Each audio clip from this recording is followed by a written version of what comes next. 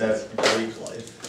Now, the top 50 executive corporations in the United States, about how many of those do you think are headed by Greeks? Any guesses?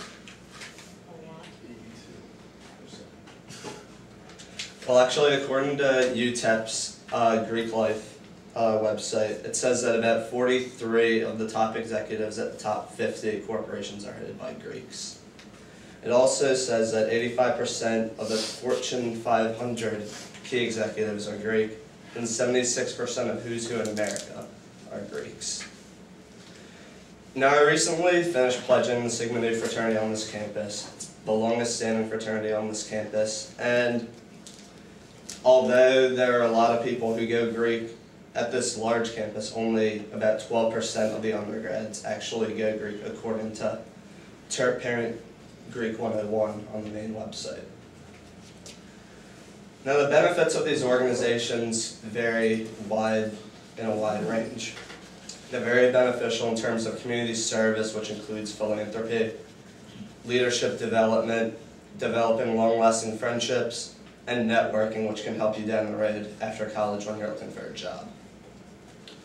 But a brief history of Greek life. The first Greek lettered organization was founded in 1776 at William and Mary University. According to Ashley Anderson, it was known as Phi Beta Kappa. The first intercollegiate fraternity was founded in 1831 called Sigma Phi. And in 1870, Kappa Alpha Theta was the first sorority founded, which actually seems a bit early considering women that generally didn't go to college. But these Greek organizations aren't all about partying and everything. There are business and chemistry fraternities on this campus, as well as heritage ones, including Latino, African American, and Asian American ones. The Sigma Nu fraternity was founded on the basis of love, truth, and honor by 3 founders at the Virginia Military Institute who openly detested hazing and the poor practices that were going on in the community. It was founded January 1st, 1869, and a few of the notable alumni found on the website include Bob Barker, Eli and Archie Manning, Al Michaels, Harrison Ford, Charles R. Schwab, and Pat Riley. So it's a very wide range of people that can come out of the Greek community and do well helping other people. In terms of the community service and philanthropy, according to the Greek Life website at Vanderbilt, you have to put in about 10 hours per person of the 75% of the chapter each year. So I mean, everyone has to put in their work and make sure that they're helping and looking out for the community. But in terms of philanthropy, it doesn't have to be all work and no fun. We recently had a volleyball tournament called King and Queen of the Beach, and that money raised went to Juvenile Diabetes Research Foundation. And another event here actually held by Alpha Omicron Pi was called AO Pie in the Face, where you basically pay $2 to throw a pie at a sorority sister's face. And that money goes to juvenile arthritis research.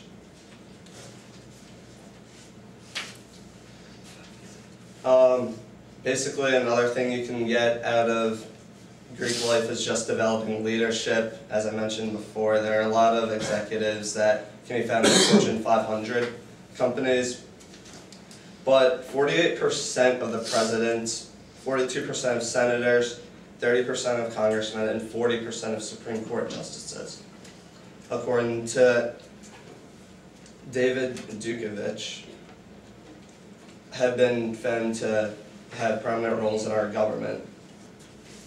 In most fraternities, there's a structured level of leadership. In my particular fraternity, we have the eminent commander in first command, lieutenant commander, second, and treasurer. In most other fraternities, they would have other names like president, vice president. And this leadership can obviously be found through statistics from last spring semester. Sororities had a GPA average of 3.29, while those not in sororities averaged a 3.2. In fraternities, there is an average of a 3.1, and those not in fraternities average a 3.04. So Greeks obviously are not about all partying. They do get their work done and look at for their futures and everything that they can gain. But another thing you can gain is getting a lifelong group of friends that'll never leave you, because it's a brotherhood or sisterhood that'll bring everyone together.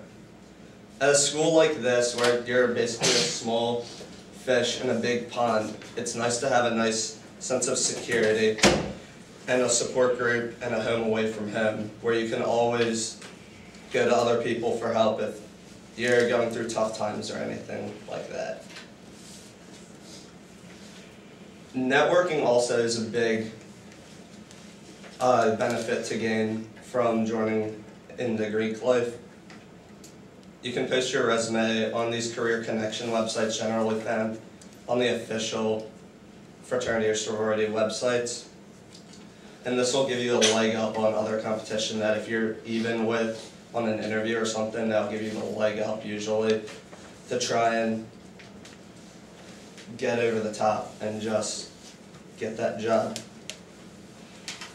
Now, all of these benefits in Greek life can be gained. It doesn't have to be all hard work. Going through pledging, it is showing through that you are committed to the fraternity and the principles that you want to get from it.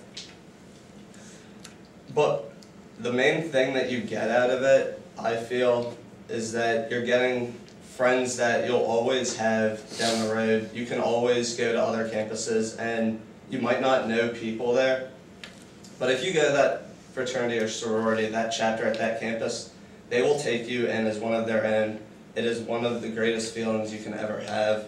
I can voice it from my own experiences. When I went to the University of Delaware, we recolonized a chapter there, and honestly, they didn't know the whole history or everything that had to go along with Sigma Nu, but they take you in as their own, and they look out for everything that you need. And just the last thing I want to leave you guys with is that friends might come and go, but brothers and sisters are forever and always by your side.